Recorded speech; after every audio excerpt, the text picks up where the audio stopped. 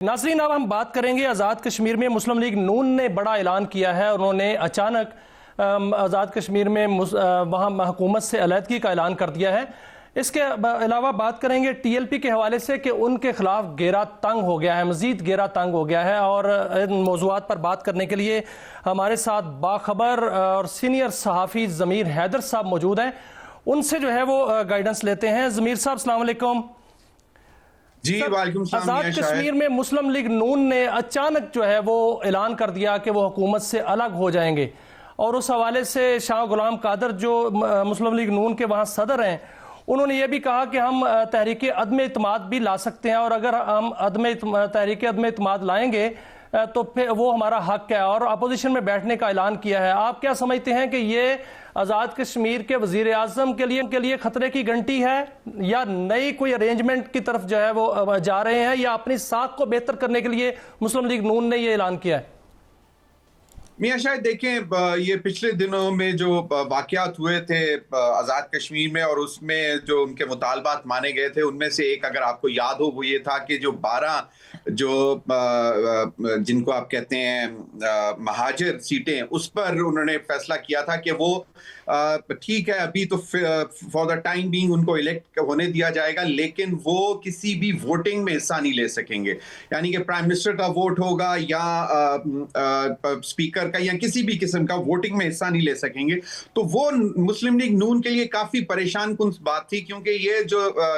सीटें हैं जो महाजरीन की हैं, यही बेसिकली स्ट्रॉन्ग पॉइंट था पीएमएलएन का। अब जो उन्होंने ये वैसे उन्हीं दिनों से डिसाइड हो चुका हुआ था कि वो अलहदा हो जाएंगे हुकूमत से और ऑपोजिशन में बैठेंगे, लेकिन अब देखना यह है, क्योंकि अब ये भी कहा जा रहा है कि शायद अर्ली इलेक्शंस की तरफ जाएंगे आजाद कश्मीर में,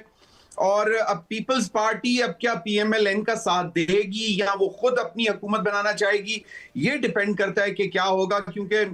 ये जो शाह गुलाम कादर साहब हैं, उन्होंने शायद ये भी बोला है कि अगर पाकिस्तान पीपल्स पार्टी भी तहरीक अदम एतमाद लाना चाहती है तो वो उसका जमहूरी हक है। लेकिन उन्होंने ये कहा है कि अगर तहरीक अदम एतमाद के सिलसिले में कोई नई हुकूमत, मतलब नया वजीर आजम आता है, तो उन्होंने फॉर द टाइम बिंग, जो मेरी इतलात है, उन्होंने ये कहा है कि नून लीग जो है वो किसी नई हुकूमत का हिस्सा नहीं बनेगी। यानी कि वो देख रहे हैं कि इलेक्शंस हों और इलेक्शंस के बाद जो है वो एक अरेंजमेंट में जाएं पाकिस्तान पीपल्स पार्टी के साथ, ताकि वो फिर दोबारा इसी तरह की, जिस तरह पाकिस्तान में वफाक में उनकी हुकूमत है, उसी तरह वो वहां पे भी हुकूमत बना सकें। लेकिन तो मेरा ख्याल है कि अगर ये समझा जाए, क्या ज़मीर साहब इससे ये अखज़ किया जाए कि वज़ीर आज़म आज़ाद कश्मीर अनवारुल हक साहब जो हैं वो मजीद अब नहीं चलेंगे, नहीं वज़ीर आज़म नहीं होंगे? और दूसरा ये भी क्या समझा जाए कि जो पीपल्स पार्टी ये मुतालबा कर रही है कि आज़ाद कश्मीर और जीबी उनको दिया जाए, तो मुस्लिम लीग नून उनके लिए मौका पैदा कर रही है? देखिए, मेरा ख्याल है कि एक अरेंजमेंट तो ये जब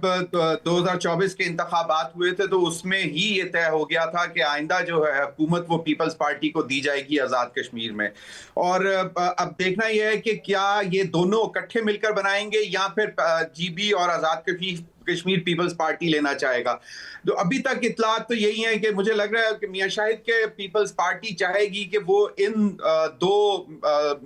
जो है आज़ाद कश्मीर की हुकूमत में भी और जीबीबी की भी हुकूमत में भी वो सोलो जो है वो हुकूमत बनाए, क्योंकि उसी का फायदा होगा। वरना फिर जिस तरह यहाँ पे वो आधा तीतर आधा बटेर बन के बैठे हुए हैं, तो वो उनके लिए शायद अब वहां पे जो काबिल कबूल नहीं होगा। दूसरा, अनवारुल हक साहब का तो अब जाना ठहर गया है, वो सुबह का जाना शाम को है, वो जो भी कहते हैं इस तरह की बात। तो मेरा ख्याल है कि वो तो अब नहीं रहेंगे, क्योंकि ये एक बहुत बड़ी मूव है। क्योंकि अगर मुस्लिम लीग नून ने हुकूमत से अलहदगी अनाउंस कर दी है और वो अपोजिशन में बैठ गए, तो मेरा नहीं ख्याल कि अनवारुल हक के पास अब इतना नंबर होगा कि वो कंटिन्यू करेंगे। तो अभी देखना यह है कि क्या vote of no confidence peoples party लेकर आती है कि नहीं लेकर आती है। तो लेकिन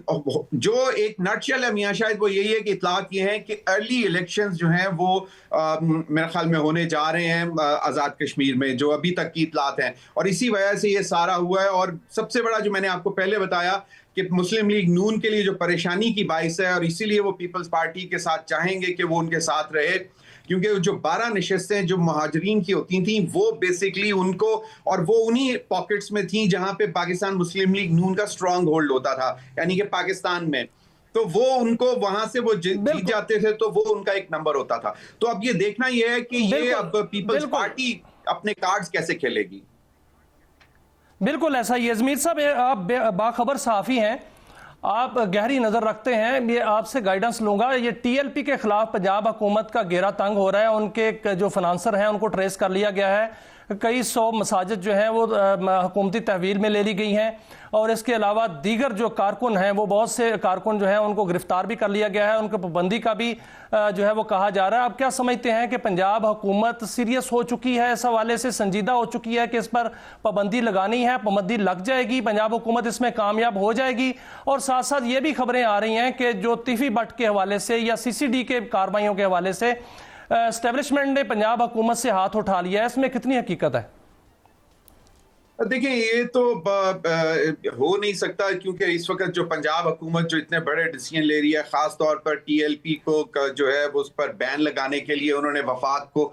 सिफारिशात भिजवा दी, बाकायदा समरी भिजवा दी, जो कि पंजाब काबीना ने अप्रूव की। और उसके बाद अब देखना यह है कि वफाक जो है वो कब उसको अप्रूव करके मिनिस्ट्री ऑफ इंटीरियर को भेजती है, और मिनिस्ट्री ऑफ इंटीरियर बाकायदा टीएलपी को बैन करने का नोटिफिकेशन कब जारी करते हैं। लेकिन इससे पहले मुझे ये लग रहा है कि अभी तक जितनी भी डिसीजंस आ रहे हैं, जो भी इकदाम आ रहे हैं, उसमें मुझे नहीं लगता कि एस्टैब्लिशमेंट का जो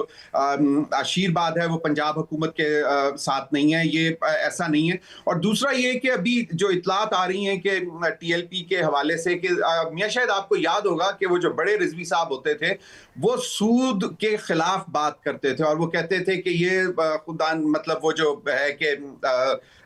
मतलब कुफ्र के की बात करते थे कि जो सूद का जो निजाम है। तो अब इनके अपने जो अकाउंट्स निकले हैं उसमें वो तकरीबन बता रहे हैं कि 15 करोड़ रुपए से जायद पर वो बाकायदा सूद लेती थी वो जमात। तो ये उसमें उसके अंदर विदिन जो उसके अंदर कंट्राडिक्शन थी वो एक तो सामने आई है। और दूसरा, जो हाल ही में उन्होंने पुरतशद्दुद जो एक कार्रवाइयां शुरू कर दी थी मजहबी जमात और सियासी जमात हुए, वो पुरतशद्दुद सियासत की तरफ जा रहे थे, जो कि अब मेरा ख्याल में किसी को भी काबिल कबूल नहीं है। और इस्लाम के नाम पर आप इस किस्म की बातें करें और जिस किस्म की थ्रेट्स देना शुरू की हुई थी, तो वो मेरा ख्याल है कि वो काफी उनके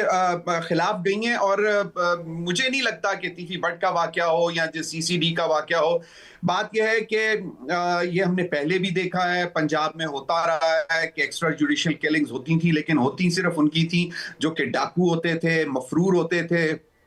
कातिल होते थे, और जिनके ऊपर बहुत संगीन इल्जामात होते थे जराइम के, उनको उनका इस तरह होता था जिसको बेसिकली वो कहते थे कि जी हमने पुलिस मुकाबले में मारा है। लेकिन जमीर साहब, हुकूमत पंजाब ये कहती है कि बहुत से शहरों में जो है वो क्राइम रेशियो जो है 0 हो गया है, और अवाम की तरफ से भी ऐसी आवाजें आ रही हैं कि बहुत अच्छा हो रहा है। तो क्या आप समझते हैं कि ऐसा ही होना चाहिए, इसी तरह लोग जो हैं क्रिमिनल्स को मारना चाहिए या उनको अदालतों में पेश करना चाहिए? देखें मियां शाहिद, एक सिविलाइज्ड सोसाइटी में तो बेसिकली एक कानून होता है, कानून के तहत आप मुजरिम को पकड़ते हैं, मुजरिम को पकड़ के उसके खिलाफ अदालतों में कार्रवाई चलती है और फिर वहां से सजा होती है। लेकिन अगर ये समझते हैं कि वाकई कोई मफरूर हैं और उसका कोई बाकायदा इनके पास प्रूफ होता है कि वो मफरूर है और वो पकड़ा नहीं जा रहा, और जब उसको पकड़ने गए हैं तो फिर मुकाबले में, पुलिस मुकाबले में वो मारा गया, तो इसका तो फिर कोई हल नहीं है। क्योंकि अगर और इस वजह से अगर क्राइम बेहतर हो रहा है तो अब ये एक